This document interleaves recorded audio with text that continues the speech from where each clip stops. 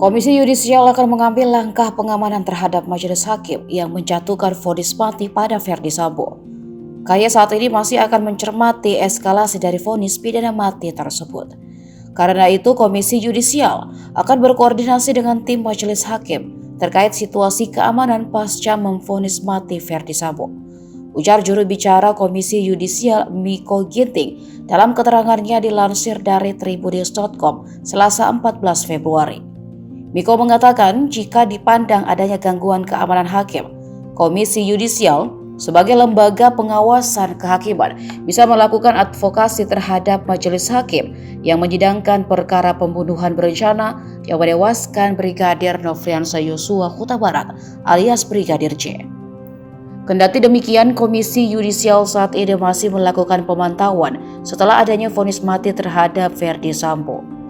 Sebelumnya, Ketua Majelis Hakim Wahyu Iman Santoso menyatakan Verdi Sambo terbukti bersalah melakukan pembunuhan berencana terhadap Brigadir Yosua dan menjatuhkan pidana kepada terdakwa tersebut oleh karena itu dengan pidana mati. Selain pembunuhan berencana, Hakim juga menyatakan Verdi Sambo terbukti melakukan perintangan penyidikan atau obstruction of justice terkait penyidikan kasus pembunuhan berencana.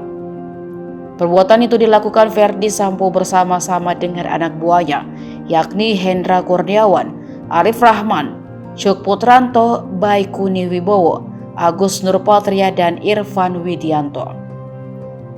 Sambo terbukti bersalah melakukan pembunuhan berencana sesuai pasal 340 KUHP Jungto pasal 55 KUHP ayat 1 ke 1. Sambo juga dianggap bersama melakukan pidana tanpa hak atau melawan hukum yang membuat sistem elektronik tidak bekerja sesuai pasal 49 Jungto pasal 33 Undang-Undang Nomor 19 Tahun 2006 atas perubahan Undang-Undang Nomor 11 Tahun 2008 tentang informasi dan transaksi elektronik.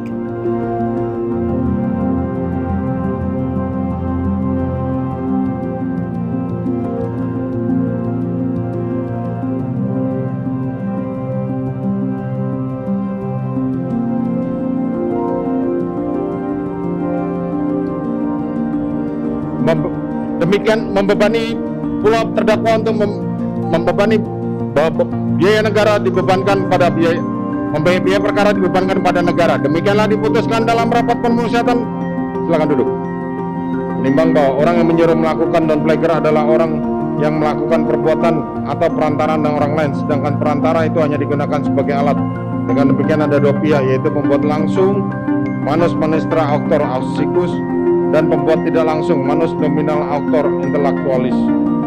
Menimbang buka untuk umum pada hari Senin tanggal 13 Februari 2023 oleh Hakim Ketua Majelis tersebut dengan didampingi hakim-hakim anggota dibantu oleh Saudara Aprisno sebagai panitera pengganti, dihadiri pula oleh Jaksa Penuntut Umum pada Kejaksaan Agung Republik Indonesia dan terdakwa didampingi penasihat hukumnya.